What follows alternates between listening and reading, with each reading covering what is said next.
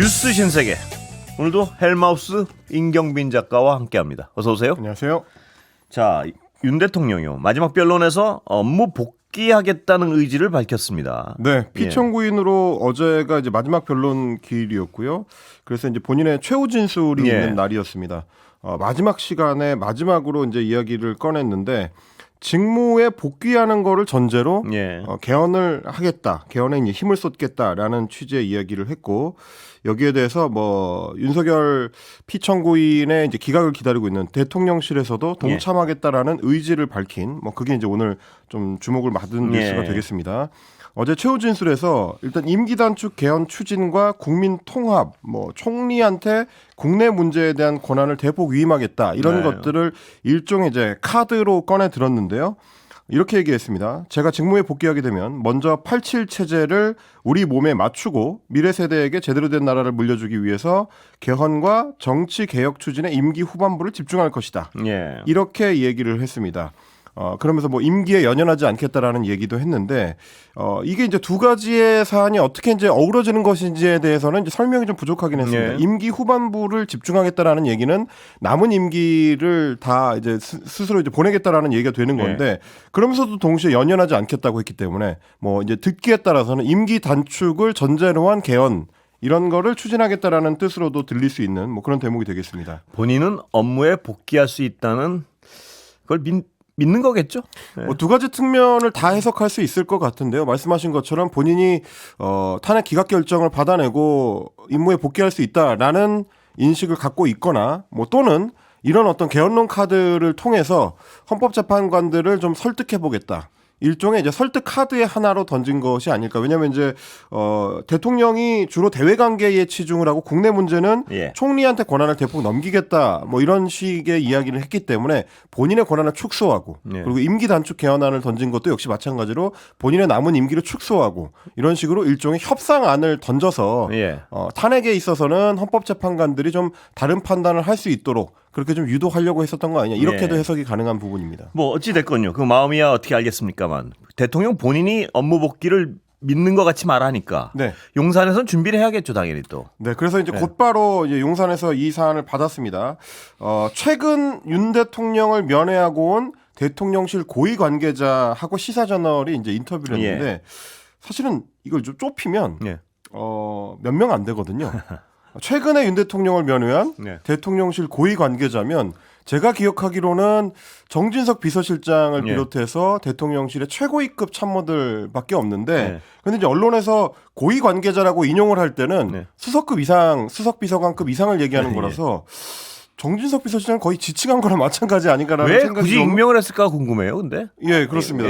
좀 궁금한 대목인데, 뭐 본인이 요구했겠죠. 왜냐하면 이렇게 믿는다는 사실을 본인도 얘기는 하고 싶은데 내가 이렇게 믿어라는 얘기를 하기가 좀 민망했던 거 아닌가 싶기도 하고요. 그런데 이제 저도 취재를 좀 해보면 최근에 대통령실 관계자 발로 나오는 이 기각 결정에 대한 기대 심리, 뭐 이런 걸 담고 있는 코멘트들이 상당수가 또 정진석 비서실장한테서 나온다는 얘기들도 있어서요. 뭐 그러다 보니까 아마 이런 취재가 계속 좀 지속적으로 이루어지고 있는 것 같은데, 뭐라고 얘기했는지를 보니까 대통령을 탄핵하려면 국회의원과 헌법재판관 3분의 2의 동의가 필요하다. 뭐 그만큼 이제 엄격한 조건이 필요하다는 건데, 최근 여론조사를 보면 대통령 탄핵에 대한 찬성 대 반대 비율이 50대 45 정도다. 뭐 이거는 이제 엄밀한 수치라기보다는 대통령실 고위 관계자가 해석하는 부분이죠. 이런 식의 이제 여론조사들이 많다라고 주장을 하면서, 그래서 탄핵 찬성하는 국민 여론이 3분의 2가 안 되는 상황이다.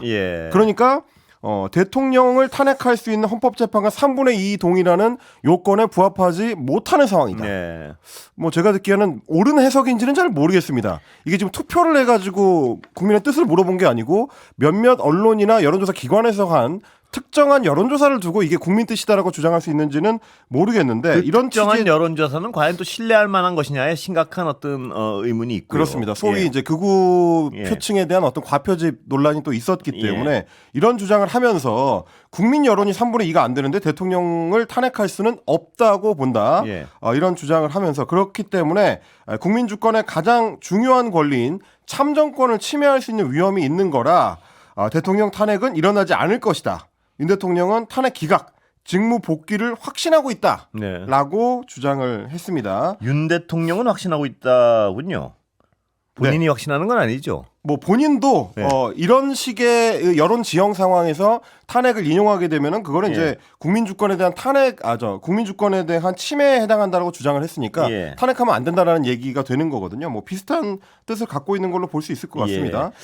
그래서 그런지 대통령실에서는 오늘 예. 윤 대통령의 개헌 의지가 실현돼서 우리 정치가 과거의 질곡에서 벗어나 새로운 시대를 열기를 희망한다라고 입장을 냈는데 네. 대통령이 탄핵되고 나서 직접적인 입장을 낸 거는 이번이 처음이다. 예. 그만큼 윤 대통령의 어떤 복귀 가능성 혹은 복귀 의지에 대해서 대통령실에서도 좀 강하게 공론화를 해야 된다라는 필요성을 좀 느낀 걸로 보이는데 다만 야당에서는 어이없는 얘기다라는 반응들이 줍니다. 그래서 네. 오늘 조승래 민주당 수석대변인 같은 경우는 군경을 동원해서 헌정을 파괴하려고 한 내란범이 다시 권력을 쥐고 헌정을 주무르겠다는 속내를 노골적으로 드러낸 것이다.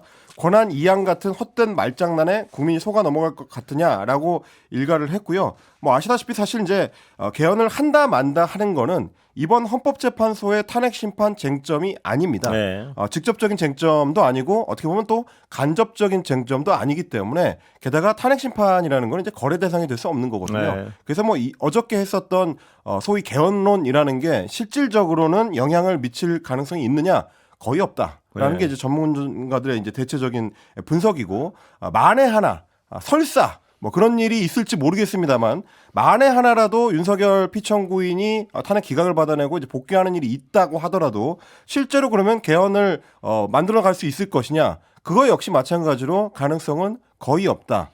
지금 이제 뭐 야권 주도의 국회 지형이 변할 수 있는 상황은 아니기 때문에 총선이 아직도 3년 남은 상태이기 때문에 던진다고 해서 실현할 수 있는 아이디어는 아니다. 뭐 이런 점을 또 정리를 해드립니다. 종합하면 전반적으로 의미 없는 얘기의 나열이었습니다. 보면. 그렇습니다. 실현 가능성이 거의 없는 거를 이제 카드 형식으로 이제 던진 게 아니냐 이런 거죠. 그리고 임 작가 설명을 들어보니까 왜 익명으로 했는지를 알겠어요. 그러니까 이 청와대 용산 고위 관계자라는 이름으로 해서 이 기사는 내고 싶은데 본인이 나서서 그걸 믿는 것처럼 얘기하기는 좀 부담스럽지 않았을까? 뭐 이런 어떤 추정은 됩니다. 보니까. 다만 최근에 대통령실의 분위기가 예.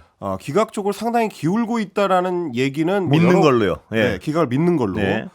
그 얘기는 좀 여러 보도를 통해서 확인이 되는 것 같습니다. 예. 그렇지 않아도 원래 같으면 이제 하지 않고 있었던 뭐 윤석열 피청구인이 탄핵되고 나서는 멈춰 있었던 각종 회의들이 다시 재개가 예. 되고 있는 상황이고 오늘 같은 경우도 미래 세대를 위한 뭐 출산 정책 이 예. 관련된 브리핑을 또 대통령실에서 진행하기도 했거든요. 예. 지금 이제 대통령이 탄핵된 상태에서 기능을 못 하고 있는 대통령실이 마치 실제 작동하는 것처럼 혹은 대통령의 복귀를 준비하는 것처럼 움직이고 있는 것 그것도 국민들은 지켜보고 있다는 그렇습니다. 거를 대통령실에서 알아야 될 겁니다. 그리고 믿는 것과 믿고 있는 것처럼 보이게 하고 싶은 거랑 뭐 좀 다른 어떤 여러 가지 상황이 있겠죠. 안에 보면. 네. 예. 거기 내부에서도 가만히 있지 못한 어떤 상황일 것도 같고요. 예. 대통령은 또 자꾸 자기가 복귀할 것이라고 얘기를 하고 있는데 용산에서 그걸 안 믿는 척 할 수도 없을 것도 같고요. 뭐 여러 가지 상황이 있는 것 같습니다. 다만 좀 이분들이 뭔가 착각하면 안 되는 게 지금 대통령실에서 근무하는 사람들은 대통령 비서실장을 비롯해서 공무원들입니다. 그렇습니다. 국가의 녹봉을 녹봉을 받는 공무원들이지 정치인이 아니거든요. 또 사적 비서가 아니지 않습니까? 그렇습니다. 예. 그래서 원래 같으면 원칙적으로는 대통령실의 직원들이 지금 최상목 대통령 권한대행은요. 경제부총리를 보좌해야 되는 예. 권한대행 업무를 잘할 수 있도록 보조해야 되는 일을 하고 있어야 되는데 지금까지 행태로 봤을 때는 그 일은 내팽겨쳐 두고 있다가 갑자기 윤석열 피청구인의 마지막 최후 진술이 나오니까 거기에 발맞춰서 뭔가를 준비하는 것처럼 움직이는 모양새 그게 국민들 보기에 올바른 공무원의 자세로 보이겠느냐 예. 그것도 좀 생각을 해봐야 될 겁니다. 그렇습니다. 예. 자, 김건희 여사 육성이 공개됐습니다. 보니까. 네, 김건희 여사 네. 육성이 뭐 연일 보도가 네. 되고 있다라고 말씀을 드려야 될 것 같은데 오늘은 좀 특이한 육성이 하나 나왔습니다. 이런 얘기가 나올 거라고는 생각을 못했는데 김건희 여사가 얼마 전에 조선일보 폐간에 목숨을 걸었다라고 말하는 녹취를 오늘 주진우 시사인 편집위원이 김어준의 겸손은 힘들다 뉴스공장과 매불쇼에 잇따라 출연을 해가지고 이 녹취를 공개를 했습니다. 직접 우선 좀 들어보시겠습니다. 들어보시죠. 조중동의 누나를 망치는 애들이에요. 지는 말 듣게끔 하고 뒤로 다 기업들하고 거래하고 얼마나 못된 놈들인 줄 알아? 중앙일보는 이제 삼성하고는 거래 안 하지. 삼성이 중앙일보를 싫어하니까. 그거 하나뿐이지. 아직 난 조선일보 폐간에 난 목숨 걸었어. 는 얘기네요. 근데 이 네. 김건희 여사는 확실히 이 발음이 정확하진 않은데도 불구하고 이건 굉장히 선명하게 들립니다. 이 리을 발음이 잘 항상 흐르는군요. 근데 이 내용은 정확하게 들립니다. 이번에 보면. 뭐 예. 이게 그냥 단순히 언론에 대한 비평 정도였으면은 이렇게까지 화제가 될 일은 없을 텐데 김건희 여사가 콕 찍어서 조선일보를 이제 폐간시키겠다. 거기에 이제 목숨을 걸었다라는 식으로까지 이야기를 했기 때문에 이제 이걸 주목을 할 수밖에 없는 건데요. 사실 이제 김건희 여사가 조선일보를 노골적으로 이렇게 비판하게 되는 배경에는 윤석열 대통령 부부의 어떤 공천 개입 의혹, 그 관련 핵심 인물인 명태균 씨가 배경에 있다라는 게 오늘 이 내용을 이제 폭로한 주진우 편집위원의 주장입니다. 명태균 씨의 법률 대리인을 맡고 있는 남성건 변호사가 지난 11일에 공개됐던 이제 인터뷰에서 이렇게 얘기를 했습니다. 명태균 씨가 지난해 11월 15일에 구속되기 전에 공천 개입 의혹을 뒷받침할 만한 핵심 물증, 그러니까 통화 녹음 파일들을 갖고 있다라는 얘기를 김건희 여사한테 알렸다. 그리고 그게 윤석열 대통령의 비상계엄 선포의 계기로 작용을 했다. 명태균 씨는 일관되게 이렇게 주장하고 있죠. 이게 지금 명태균 씨의 주장이거든요. 말하자면 이제 내가 무서워서 계엄한 거다. 뭐 이런 취지의 주장인데 주진우 위원이 보니까 명태균 씨가 실제로 이 통화 녹음 파일을 USB에 담아서 윤석열 피청구인하고 매우 잘 안다고 하는 조선일보 기자를 통해서 용산 쪽에다가 전달을 하려고 했다. 이런 이야기를 한 겁니다. 이 조선일보 기자는 실제로는 이제 녹음 파일을 전달하지는 않았고 조선일보 쪽에서 이런 자료를 갖고 있다는 사실을 용산이 이제 알게 된 그런 정황이 있었고 거기에 대해서 김건희 여사가 이런 날선 반응을 이제 보인 걸로 이렇게 좀 추정이 되는 대목입니다. 이 사안에 대해서 이제 조선일보가 별도 입장을 냈는데 지난해 10월에 명태균 씨와 윤석열 대통령 부부 간의 통화 녹음 파일이 담긴 USB를 입수했다. 인정을 했고요. USB는 물론이고 어떤 형태로든지 명태균 씨 관련 자료를 대통령실에 전달한 적이 없다. 그러면서 이 보도는 명태균 씨의 동의를 얻지 못했기 때문에 유보했다. 그러니까 공개하는 것에 대한 동의를 명태균한테 얻지 못했기 때문에 이 녹취 파일을 공개하지 못했다. 뭐 이런 얘기를 내놨습니다. 여기서 이제 빠져 있는 게 뭐냐면 사실 명태균 씨 입장에서는 이 조선일보 기자를 통해서 다시 한번 대통령실과 이제 윤석열 피청구인 부부를 향해서 일종의 이제 딜, 거래를 걸었던 걸로 볼 수밖에 없는 거거든요. 그렇죠. 그러니까 아마 이제 조선일보한테는 보도하지 말고 뭐 홀드를 하고 일단 멈춰놓고 내가 전달을 했다는 사실을 용산에 알려라. 이런 식의 일종의 반협박, 뭐 이런 거를 했을 자기 자신의 구명을 위해서. 내가 이런 걸 가지고 있으니까. 그렇습니다. 나를 구해내라. 나를 구해내라. 그 얘기를 전달하기 위해서 조선일보 기자를 매개로 썼다. 뭐 이런 지금 맥락이죠. 그랬을 가능성이 이제 높아 보이고요. 그러다 보니까 지금 조선일보의 해명에도 뭐가 없느냐면 대통령실에 자기들이 USB를 갖고 있다는 사실을 알렸는지 그 여부에 대해서는 명확하게 지금 밝히지 않고 있습니다. 그걸 알렸다라는 얘기는 오히려 보도를 안 한 것보다 더 심각한 문제가 될 수 있는데 그 경우에는 중간 브로커 역할을 사실상 조선일보라는 거대 매체가 한 것 아니냐. 명태균의 브로커 역할을 사실상 조선일보가 했거나 혹은 그 비슷한 역할을 하려고 시도를 했거나 아니면 오히려 명태균을 제외시키고 조선일보와 윤석열 대통령 부부 사이에 어떤 거래를 하려고 했었던 시도가 있었던 것 아닌가. 여러 의심을 할 수밖에 없는 거거든요. 왜냐하면 보도가 안 나갔다는 게 있고요. 분명하게. 그렇습니다.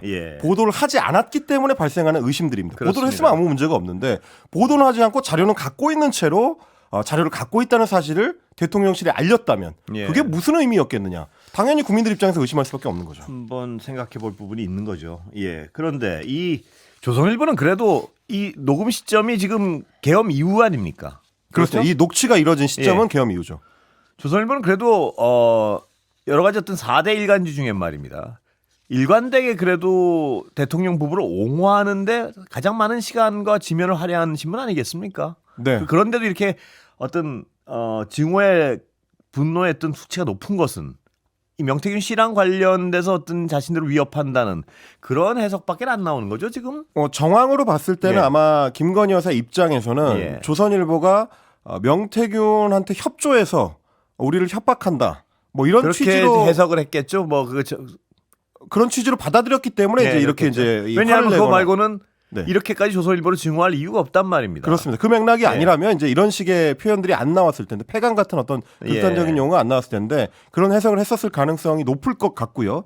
또 하나 문제는 뭐냐면 지금 주로 이제 그 부분은 이야기를 잘 안 하고 있는데 김건희 여사는 어떤 자격으로 민간인 그 대통령의 배우자이자 그냥 단순 민간인인데 이 사람이 어떤 자격으로 조선일보라는 매체의 폐간 여부를 논하느냐.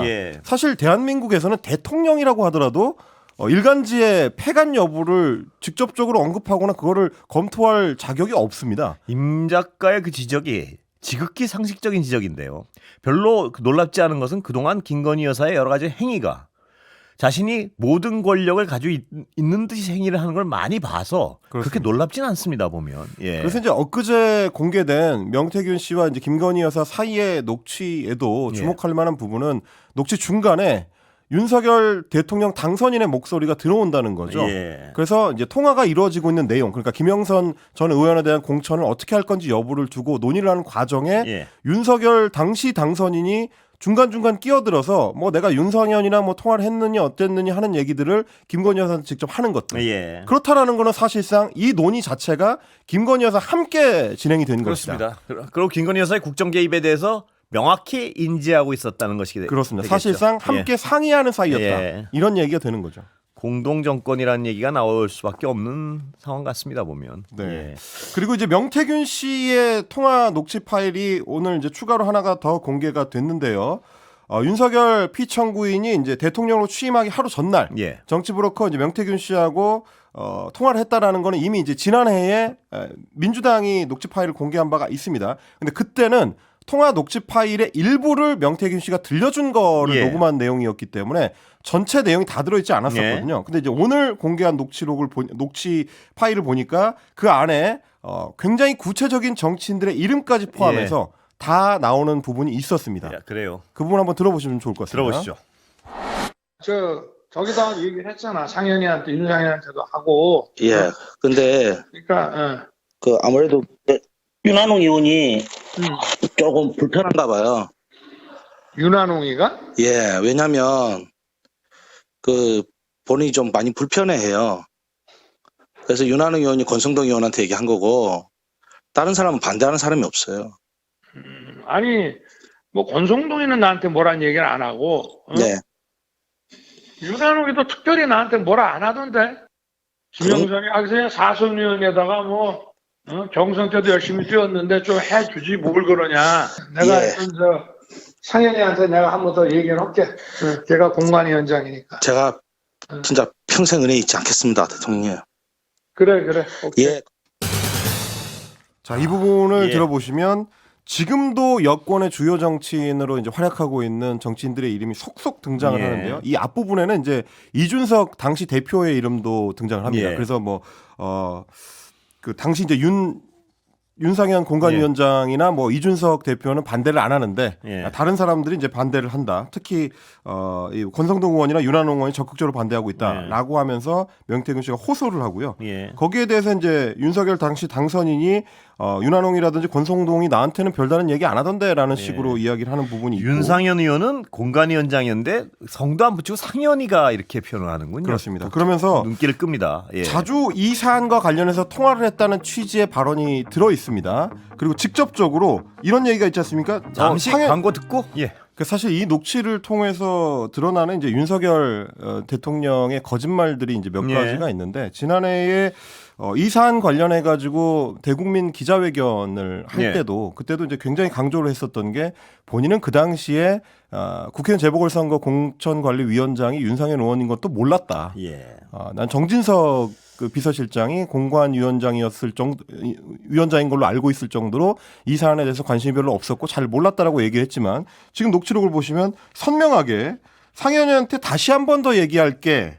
걔가 공관위원장이니까라고까지 이야기를 합니다. 공관위원장이라는 걸 알 뿐만이 아니고 김영선 전 의원의 공천 관련해서 이미 여러 번 윤상현 공관위원장한테 일종의 이제 압력 혹은 뭐 부탁을 했다라는 걸 스스로 지금 이야기를 하고 있는 거거든요. 참 사후적으로 보면 말입니다. 편의에 따라 정말 아무 거리낌 없이 거짓말을 수시로 했다는 게 하나하나 다 확인되고 있어요. 그렇습니다. 이게 대국민 기자회견 예. 같은 자리에서까지 거짓말을 할 거라고 생각하는 국민들은 그렇게 많지는 않을 거거든요. 근데 지금 드러나는 양상들을 보면 그때그때 편의에 따라서 여러 거짓말들을 쏟아냈던 사람이 아닌가라는 예. 생각이 좀 들 정도입니다. 그리고 말입니다. 공천 개입 혐의와 관련해서는요. 이런 어떤 직접적 증거면 수사할 것도 없이 이미 혐의가 드러난 것 같은데 검찰은 이걸 쥐고 뭉개고 있었다는 의심을 받을 수밖에 없는 상황 지금 아닌가요? 정황상으로 보면 예. 검찰이 이 녹취를 확보했을 시기는 아마 지난해 9월에서 10월쯤일 걸로 보이는데요. 예. 그러면 거의 지금 6개월째 이 사안을 제대로 수사를 안 하고 뭉개고 있었다라는 얘기밖에 안 되는 겁니다. 어떻게 변명을 할지 모르겠습니다. 뭐 사실 예. 명태균 씨와 관련된 얘기들은 오히려 이제 다른 언론 보도를 통해서 더 빨리 많이 나오고 있는 예. 형국인데 오늘 한국일보 보도만 보더라도 이준석 전 국민의힘 예. 대표 지금 이제 개혁신당 의원 같은 경우도 명태균 씨하고 상당히 좀 깊이 교류를 하면서 여러 여론조사와 관련해서 관련이 있었다라는 예. 게 지금 드러나고 있습니다. 오늘 한국일보 보도를 보니까 2023년 11월에 예. 서울 노원병 지역구 관련해서 이제 여론조사를 진행을 했습니다. 그때는 이제 이준석 전 대표가 노원병에 출마하겠다라고 계속 강조를 하고 있었던 상황이고 예. 경쟁력이 있느냐 여부를 따지는 여론조사를 실시를 했는데 생각보다 여론조사 격차가 너무 크게 나오는 바람에 예. 그래서 이 여론조사를 지금 공표하는 거는 안 된다. 선관위에는 19일로 올려놨는데 이걸 최대한 좀 미뤄서 예. 천천히 발표하자. 라는 취지의 대화를 그때 당시에 이제 강혜경 씨라든지 이런 사람들이 나누는 것도 예. 확보가 돼 있는 상황입니다. 그만큼 국민의힘의 여러 정치인들, 김종인 전 비대위원장이나 이준석 전 대표, 뭐 지상욱 전 여의도 연구원장을 비롯해서 주요 정치인들 웬만한 사람들은 대부분 명태균 씨와 교류가 있거나 직간접적으로 연관이 돼 있더라. 이런 엄청난 사안을 이미 검찰에서는 주요 자료를 다 확보한 상태에서도 제대로 수사 진척이 안 되고 있고 주요 여권 정치인들에 대해서는 소환 조사조차 이루어지지 않고 있다. 이걸 또 국민들이 어떻게 볼 것인지. 그럼 결국 특검으로 가야 되는 거 아니냐. 이런 여론만 높아질 수밖에 없을 것 같습니다. 검찰의 어떤 행위에 대한 책임을 분명히 지게 되겠죠. 자, 그런데 한동훈 전 대표요. 여당. 네. 책 나왔죠. 네, 오늘 발간이 됐습니다. 오늘 책이 이제 발간이 됐는데 당 비상대책위원장직을 맡은 전후 했던 시기에 예. 뭐 사퇴 요구가 대통령실로부터 여러 차례 있었다라고 네. 뭐 폭로를 했는데요. 2023년 12월 말입니다. 예. 그때는 아직 법무부 장관직을 수행하고 있을 텐데 그때도 김건희 특검법을 수용할 가능성이 있다라는 발언이 예. 조선일보에 보도된 이후에 예. 사퇴 요구가 나왔다라는 예. 얘기를 이야기를 했습니다. 그러니까 2024년 1월 21일에 비대위원장직을 수행하고 있는 도중에 사퇴 요구를 받았던 것만 있는 게 아니고 예.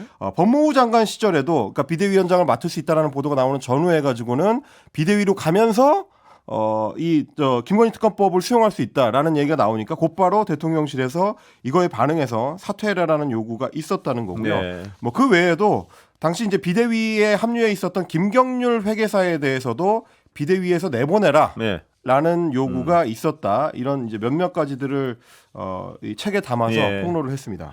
세간에 있었던 김건희 여사와 관련된 문제는 용산이 가장 민감하고 폭발적으로 반응한다. 이런 어떤 정황들을 거듭 시간이 다 됐습니다. 예. 네, 뭐 여기까지. 생각했던 것만큼의 강력한 폭로는 없었다는 게 총평인 것 같습니다. 예. 임경빈 작가였습니다. 수고했습니다. 고맙습니다.